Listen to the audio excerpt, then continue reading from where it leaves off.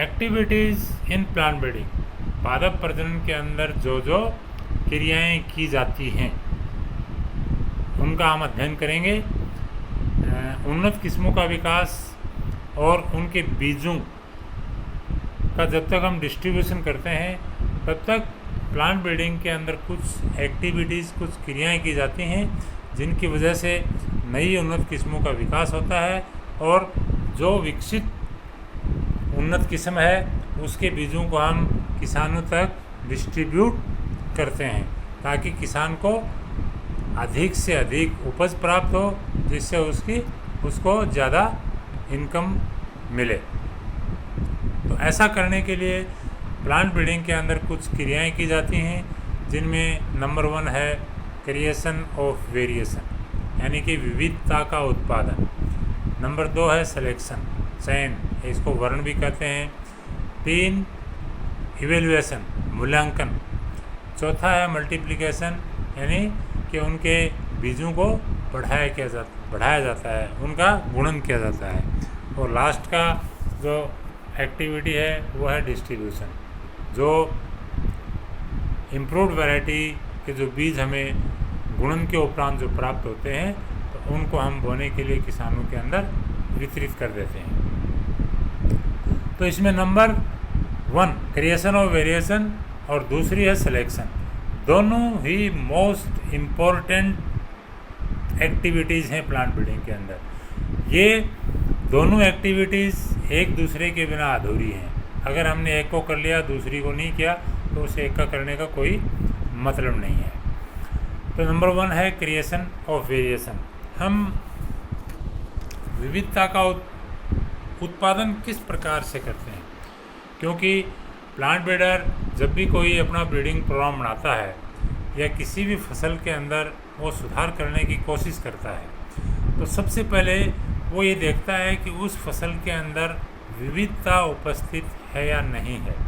जब तक उस किस्म के अंदर विविधता उपस्थित नहीं होगी तो प्लांट ब्रीडर उसके अंदर किसी भी प्रकार का डिजायरेबल जो उसमें सुधार करना चाहता है, जो वांछनीय सुधार उसमें करना चाहता है वो नहीं कर सकता है। तो ऐसा करने के लिए, क्योंकि क्रिएशन ऑफ वेरिएशन जो है प्लांट ब्रीडिंग की आधारभूत क्रिया है, ये बेसिक इसकी एक्टिविटीज़ है। फसल सुधार के लिए विविधता एक मूलभूत आवश्यकता है, अतः विविधता न होने पर किसी भी फसल के अंदर किसी भी प्लांट ब्रीडर के द्वारा किसी प्रकार का सुधार करना असंभव होता है। अगर किसी फसल के अंदर विविधता उपस्थित नहीं है तो उस विविधता को उत्पन्न करने के बहुत से तरीके हैं जिनको हम कन्वेंशनल मेथड और नॉन कन्वेंशनल मेथड कहते हैं, जो परंपरागत तरीके थे और गैर परंपरागत तरीके हैं। इन तरीक़ों के अंदर जैसे डोमेस्टिकेशन है।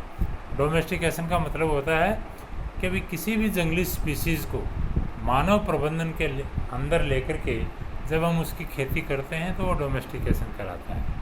दूसरा है प्लांट इंट्रोडक्शन। प्लांट इंट्रोडक्शन का मतलब है कि अगर जो फसल जिस स्थान पर पहले न पाई जाती हो वहाँ पर ले जा कर के जब हम उसको उगाते हैं तो वो उसका प्लांट इंट्रोडक्शन कहलाता है। नेक्स्ट एक्टिविटी है जिनको हम आगे इसी कोर्स के अंदर विस्तार से पढ़ेंगे। हाइब्रिडाइजेशन है, जर्म प्लाज्म कलेक्शन है, म्यूटेशन है, पॉलीप्लॉइडी है, सोमा कलोनल वेरिएशन है और जेनेटिक इंजीनियरिंग है। जेनेटिक इंजीनियरिंग का मतलब होता है रिसेंट टेक्नोलॉजी है ये प्लांट ब्रीडिंग के अंदर। ये हमारे देश में चाहे विश्व में रिसेंट टेक्नोलॉजी है, कोई बहुत पुरानी तकनीक जेनेटिक इंजीनियरिंग नहीं है। इस जेनेटिक इंजीनियरिंग के अंदर हम किसी भी मनचाहे जीन को किसी भी जीव से या किसी भी प्लांट से, किसी भी प्लांट में या किसी भी जीव के अंदर हम स्थानांतरित कर सकते हैं और वहाँ पर वो जीन अपने आप को अभिव्यक्त करता है। सेकंड स्टेप है इसका सिलेक्शन। किसी फसल में के अंदर जो उपस्थित विविधता होती है उस उपस्थित विविधता में से अच्छी एवं उत्कृष्ट गुणों वाली लाइनों को छांट कर अलग करना और उनसे अगले सीजन की फसल को उगाना ही सिलेक्शन कहलाता है। ये भी प्लांट ब्रीडिंग का एक बहुत महत्वपूर्ण चरण है। इसी के द्वारा जो फसलों के अंदर जो विविधता होती है उस विविधता का शोषण किया जाता है। फलस्वरूप फसल के अंदर सुधार संभव होता है। इस चरण की जो एफिशिएंसी है या इस चरण की एफिशिएंसी पर ही किसी प्लांट ब्रीडर ने जो भी अपना ब्रीडिंग प्रोग्राम बनाया है वो कितना सक्सेस होगा और कितना सक्सेस नहीं होगा, इसके ऊपर डिपेंड करता है। क्योंकि जब तक फसल के अंदर उपस्थित विविधता में से हम डिजायरेबल कैरेक्टर्स वाले प्लांट को छांट करके जब तक हम उसको अलग नहीं करेंगे तो हम किसी भी फसल के अंदर सुधार नहीं कर सकते हैं।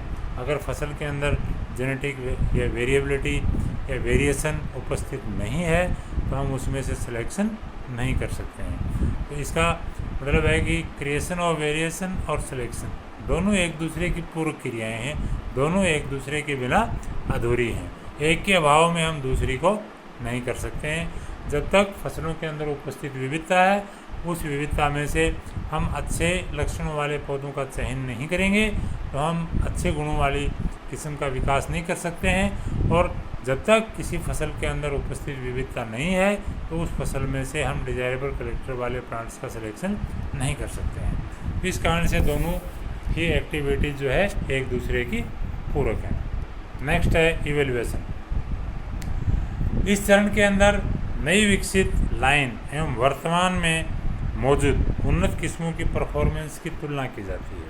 एक तो मतलब जिस क्षेत्र के अंदर हम किस्म का विकास करना चाह रहे हैं उस क्षेत्र के अंदर पहले से प्रचलन में जो किस्में हैं और दूसरी हमने वेरिएशन और सिलेक्शन का उपयोग करते हुए जो नई किस्म विकसित की है उन दोनों की परफॉर्मेंस चेक की जाती है। ये चेक करने का जो तरीका होता है 2 से अधिक वर्षों तक यील्ड ट्रायल्स के माध्यम से इनकी जांच की जाती है।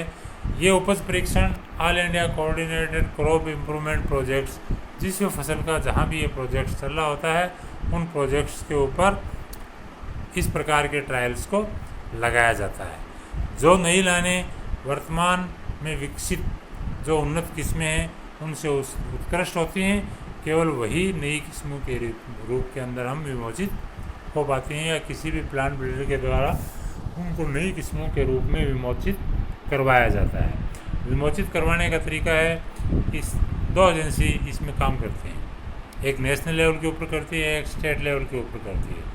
नेशनल वैरायटी रिलीज कमेटी होती है और स्टेट वैरायटी रिलीज कमेटी होती है। सबसे पहले प्लांट ब्रीडर क्या करता है, नेशनल वैरायटी रिलीज कमेटी के पास अपनी उस नई किस्म को लेकर के जाता है। वहाँ वो उस किस्म की जो भी क्वालिटी हैं, उस किस्म की उपज है, उनके बारे में वहाँ वो उनको बताता है, उस चीज़ का प्रदर्शन करता है। अगर नेशनल वैरायटी रिलीज कमेटी उनकी बातों से सहमत होती है तो वो उसको नेशनल लेवल के ऊपर उस वैरायटी को रिलीज़ कर देती है। अगर वो सहमत नहीं होती है तो वो उसको स्टेट वैरायटी रिलीज कमेटी के पास में भेज देते हैं। नेक्स्ट है मल्टीप्लिकेशन एंड डिस्ट्रीब्यूशन।